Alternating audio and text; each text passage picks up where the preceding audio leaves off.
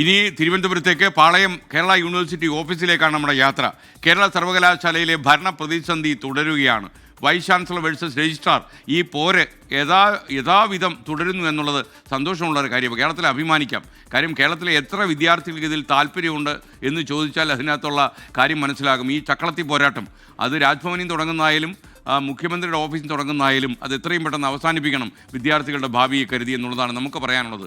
Vice ചാൻസലറുടെ എതിർപ്പ് തള്ളി registrar K S Anilkumar വീണ്ടും ഫയൽ നോക്കി തുടങ്ങി. അദ്ദേഹത്തിന് അതിനകത്ത് കയറ്റരുത് എന്നായിരുന്നു വി സിയുടെ ഉത്തരവ്.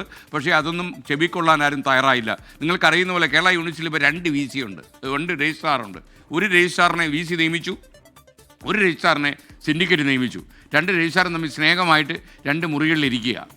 എന്നാ യൂണിവേഴ്സിറ്റി! വൈസ് ചാൻസലർക്ക് ഉചിതമായ തീരുമാനമെടുക്കാമെന്ന നിലപാടാണ് ഗവർണർ എടുത്തിരിക്കുന്നത്. എന്തായാലും ഈ ഒരു പ്രതിസന്ധി കേരളത്തിലെ 13 കലാശാലകളിൽ 12 സ്ഥലത്തും താൽക്കാലിക വൈസ് ചാൻസലർമാർ തുടരുന്നൊരു സാഹചര്യമാണ്. ഇവിടെ വൈസ് ചാൻസലറെ കിട്ടാത്തതാണോ? എന്തെല്ലാം പ്രശ്നങ്ങളായി നാട്ടിൽ? ശ്രീജിത്ത് ചേരുന്നു തിരുവനന്തപുരത്ത് നിന്ന്. ഗുഡ് മോർണിംഗ്, പറയൂ.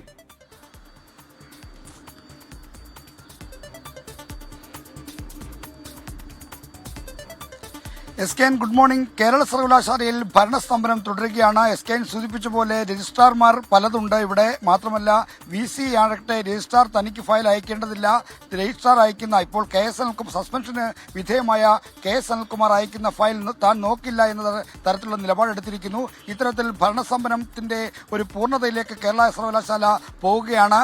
ഇവിടെ ഗവർണർ ഒരു നടപടിയെടുക്കുമെന്ന പ്രതീക്ഷയിലാണ് താൽക്കാലിക വി സി ചുമതലയുള്ള ഡോക്ടർ മോഹൻ കുന്നുമ്മലിന്റെ നിലപാട്. എന്നാൽ ഗവർണർ സ്വീകരിക്കുന്ന നിലപാട്, വി സി സ്വീകരിക്കുന്ന നിലപാട് തീർത്തും നിയമവിരുദ്ധമാണ്, നിയമലംഘനമാണ് എന്ന അഭിപ്രായമാണ് ഇടതുപക്ഷ സംഘടനകൾ, വിദ്യാർത്ഥി യുവജന സംഘടനകളെല്ലാം പ്രകടിപ്പിക്കുന്നത്.